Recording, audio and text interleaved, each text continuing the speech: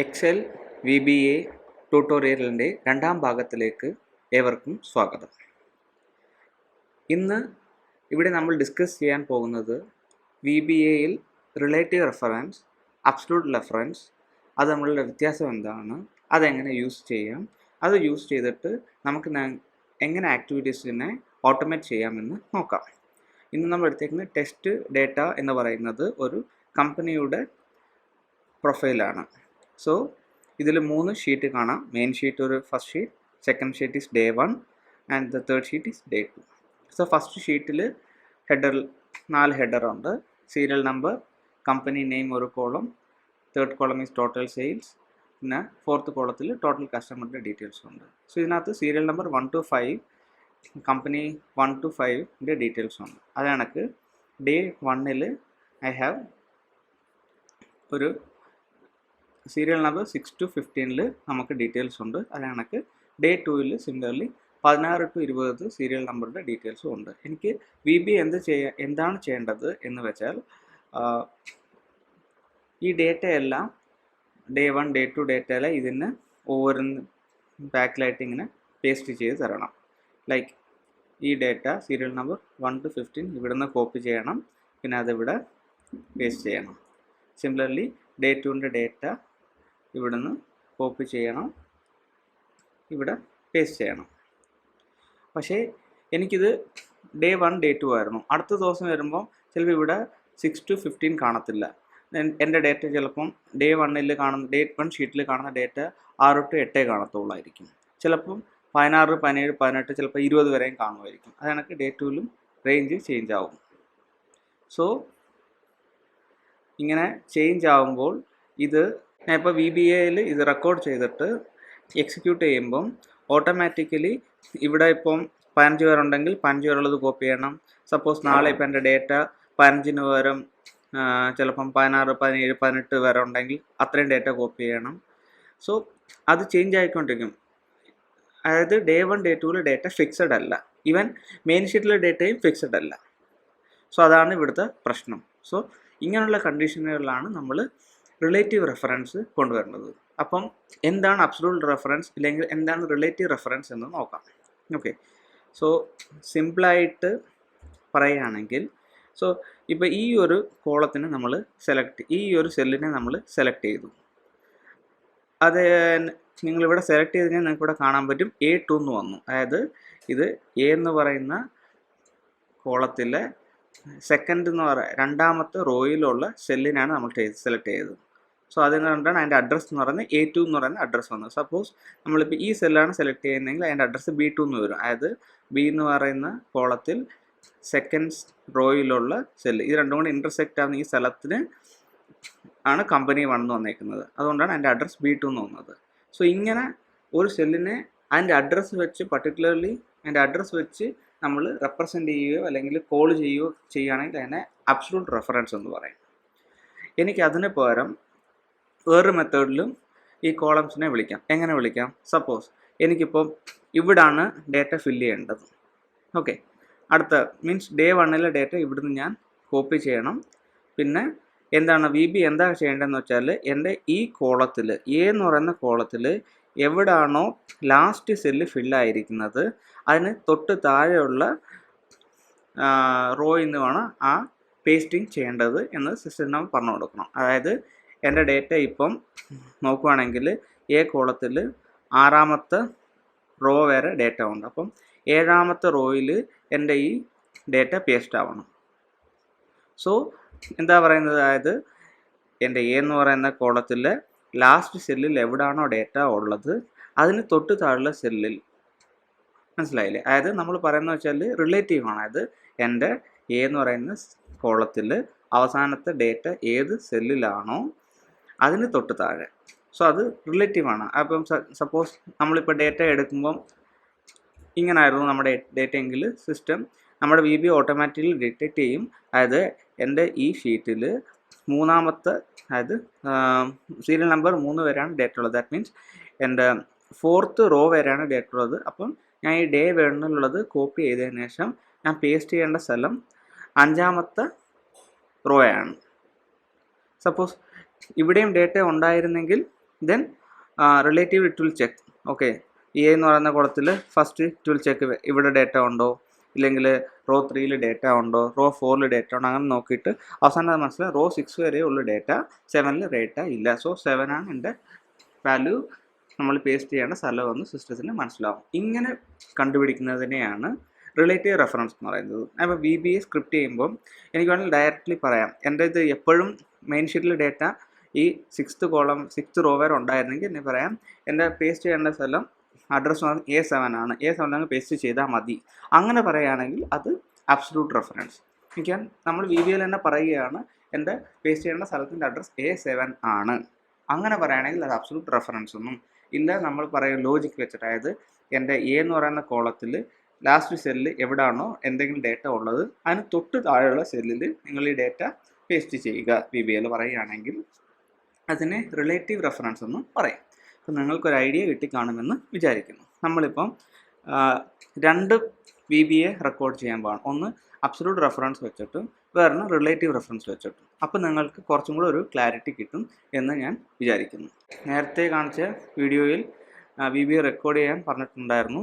ഡൗട്ടുള്ളവർക്ക് അത് ഒന്നുകൂടെ പോയി ആ വീഡിയോ ചെക്ക് ചെയ്യാവുന്നതാണ്. ഇപ്പം റെക്കോർഡ് ചെയ്യാൻ പോവുകയാണ്, VBA റെക്കോർഡ് ചെയ്യാൻ പോവുകയാണ്. സോ അതിന് എന്താണ് ചെയ്യേണ്ടത്, ഇവിടെ വ്യൂ എന്ന് പറയുന്ന ടാബിൽ ക്ലിക്ക് ചെയ്യുക. അപ്പോൾ വ്യൂ മാക്രോ എന്നും റെക്കോർഡ് മാക്രോ എന്നും 2 ഓപ്ഷൻ ഉണ്ട്. സോ ഞാൻ ഇപ്പോൾ റെക്കോർഡ് ചെയ്യാനുള്ള കാരണം റെക്കോർഡ് മാക്രോ എന്ന് പറയുന്ന ബട്ടണിൽ ക്ലിക്ക് ചെയ്ത് അപ്പോൾ ഇങ്ങനൊരു പോപ്പപ്പ് വരും. നമുക്കിപ്പം ഫസ്റ്റ് നമ്മൾ അബ്സല്യൂട്ട് റെഫറൻസ് വെച്ച് എങ്ങനെ ചെയ്യാമെന്ന് നോക്കാം. സോ ഞാൻ മെൻഷനിങ് അബ്സല്യൂട്ട് റെഫറൻസ്.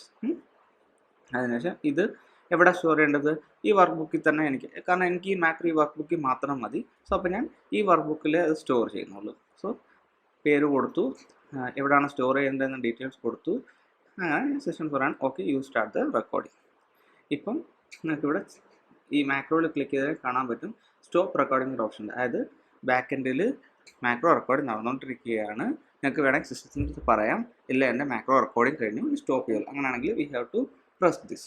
ഇപ്പം നമ്മൾ റെക്കോർഡ് ചെയ്തുകൊണ്ടിരിക്കുകയാണ്. അപ്പം ഞാൻ ഫസ്റ്റ് എന്താ ചെയ്യാൻ പോകുന്നത്, എനിക്ക് ഈ സെല്ല് സെലക്ട് ചെയ്യണം.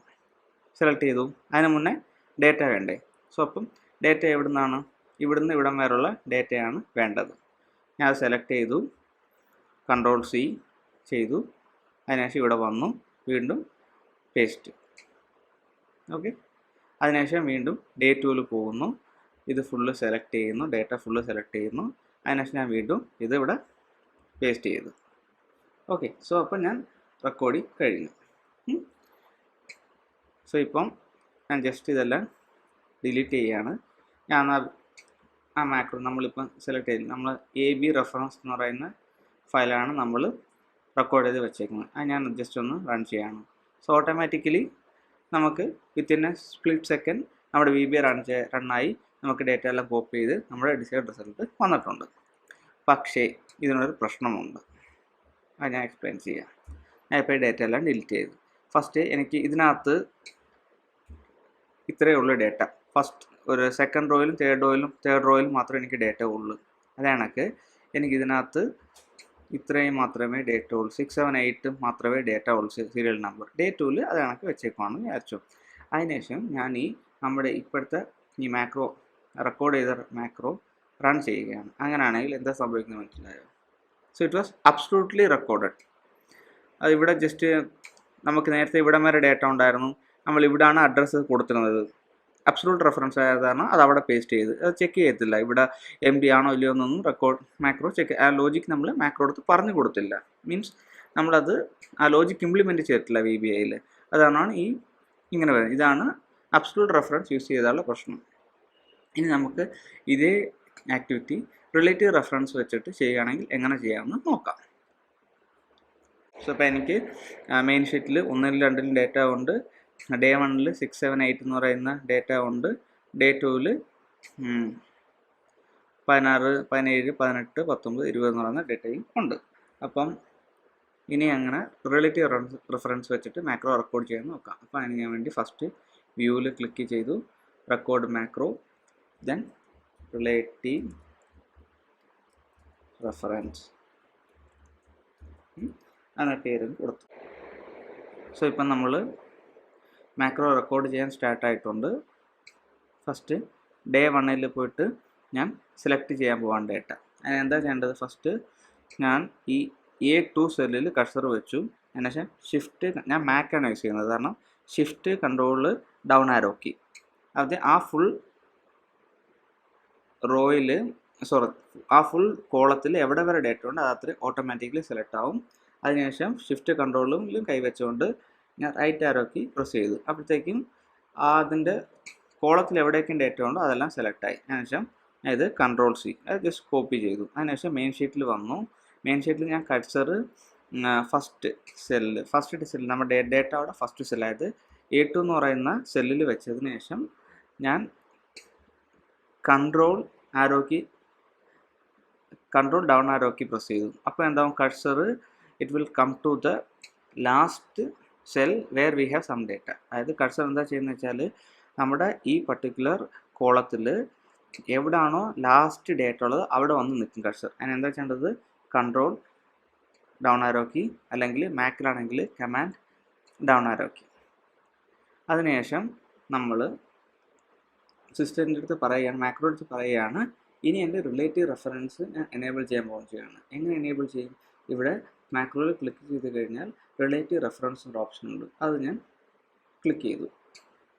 സോ ഇപ്പം റിലേറ്റീവ് റെഫറൻസ് എനേബിൾ എന്നൊക്കെ ഹൈലൈറ്റ് ആയി കാണാൻ പറ്റും. അതിനുശേഷം ഞാൻ പറയുകയാണ് എൻ്റെ സിസ്റ്റത്തിൽ ഞാൻ ഇപ്പോൾ ലാസ്റ്റ് കോളത്തിൽ നമ്മുടെ A എന്ന് പറയുന്ന കോളത്തിൽ എവിടെയാണോ ലാസ്റ്റ് ഡേറ്റ അവിടെ വന്ന് നിൽക്കുകയാണ്. അതിനുശേഷം ജസ്റ്റ് ഒരു സെൽ ഡൗൺ ആവുക. ഞാൻ ഡൗൺ ആരോ കീ പ്രസ് ചെയ്തു.